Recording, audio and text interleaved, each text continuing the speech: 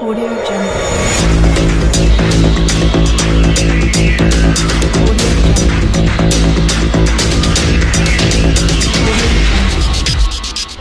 पीलीभीत जिलाधिकारी की सख्ती के बाद भी धान क्रय केंद्रों पर लगातार किसानों को नमी बताकर किया जा रहा है परेशान।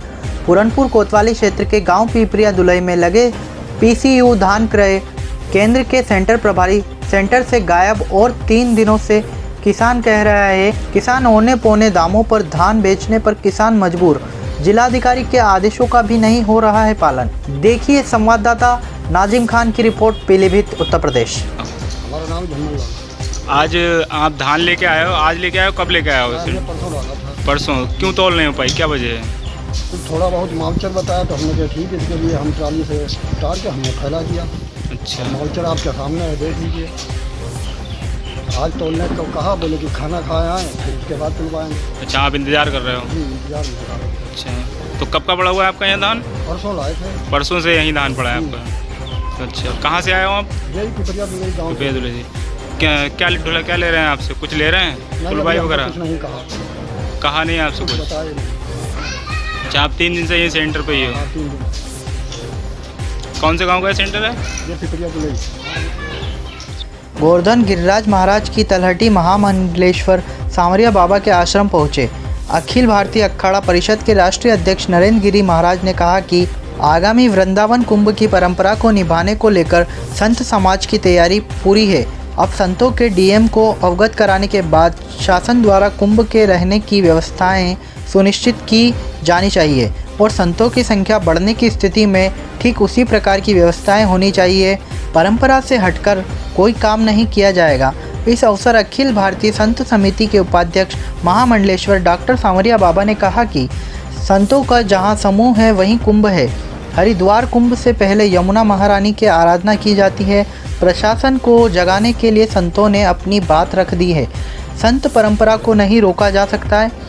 वृंदावन की बैठक व सेवा के प्रकल्प को लेकर प्रशासन ने पूर्ण आश्वासन दिया गया है। खत्म हुआ तो सरकार से आपकी क्या मांगे हैं, क्या क्या चाहते हैं? वृंदावन का जो मेला है वह परंपरागत जैसा पहले था वैसा अब भी है।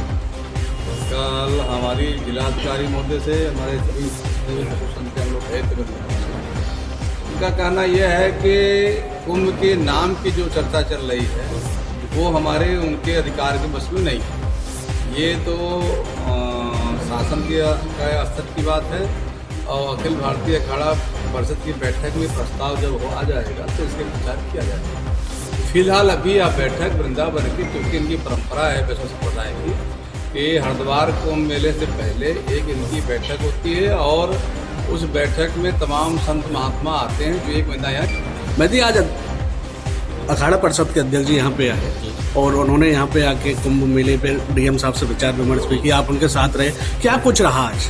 देखिए, ऐसा है, अनादिकाल से हमारी एक परंपरा है कि हरिद्वार कुंभ से पहले हमारे वैष्णवों की वृंदावन में बैठक होती है जिसको हम एक कुंभ का ही नाम देते हैं। संतों का जहाँ समूह है वही कुंभ है। तो हमारे समस्त वैष्णव संप्रदाय के साधु महंतान एवं सन्यासी अखाड़ों के श्री महंतान सभी यहाँ पर आकर 1 महीना तक प्रवास करते हैं और जमुना महारानी की आराधना करते हैं और यहाँ विचार विमर्श करने के पश्चात हरिद्वार का कुंभ होता है। इसी श्रृंखला में काफ़ी दिनों से ये चर्चा चल रही थी क्योंकि वृंदावन में अभी कोई भी कार्य आरंभ नहीं हुआ, तो प्रशासन सोया हुआ था। तो हमारे संतों की 15 तारीख की जो मीटिंग थी वो तो कैंसिल हो गई है, परंतु अखाड़ा परिषद बरेली 16 अक्टूबर उत्तर प्रदेश बेसिक शिक्षा परिषद द्वारा संचालित बरेली के परिषदीय प्राथमिक विद्यालय हेतु चयनित 658 को सहायक अध्यापकों का चयन किया गया है। इनमें से मौके पर 50 अभ्यर्थियों को नियुक्ति पत्र इन्वर्टिस यूनिवर्सिटी के सभागार में माननीय केंद्रीय राज्य मंत्री भारत सरकार श्रम एवं रोजगार मंत्रालय श्री संतोष गंगवार ने अपने हाथों से वितरित किए। समारोह का शुभारंभ माननीय मंत्री जी ने मां सरस्वती के चित्र पर माल्यार्पण व दीप प्रज्वलित कर किया। इसके पश्चात निम्न प्राथमिक विद्यालयों की छात्राओं ने सरस्वती वंदना का गायन किया तथा सांस्कृतिक कार्यक्रम भी किए। बरेली से संवाददाता दीपक कुमार की रिपोर्ट। आपका पौधा बड़ा वृक्ष बन गया, इस बारे में क्या? एक छोटा सा प्रयास था कि कैसे हम ग्राम निधि के बजट को सही तरीके से प्रयोग कर पाएँ। उसी क्रम में हम लोगों ने एक प्रयोग के तौर पर श्रावस्ती में हम लोगों ने स्टार्ट किया था और इसमें 1000 उसको हम लोगों ने रेनोवेट किया था। उसमें आंगनबाड़ी केंद्र भी थे, पंचायत भवन भी थे। उसको माननीय मुख्यमंत्री जी के सामने प्रेजेंट किया था तो उन्हें बहुत अच्छा लगा था। उन्होंने आगे बढ़ कर बताया कि इसको हम लोग पूरे प्रदेश में लागू करेंगे। करना चाहूँगा, हम जैसी कहीं कोई घटना होती है तुरंत प्रभावी कार्रवाई कदम उठाते हैं और हम इतना ही कह सकते हैं कि